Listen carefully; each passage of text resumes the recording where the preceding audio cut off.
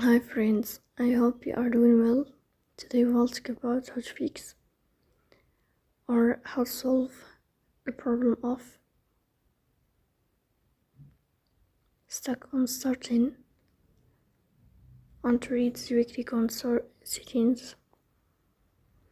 Here we click on apps, default apps, app settings. And then we'll search about the application of threads. Here we click on first stop and we click OK. Then we'll enter the storage.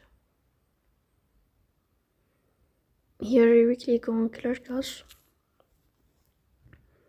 Then we'll turn on your airplane mode and you'll turn off the airplane mode again to fix that problem.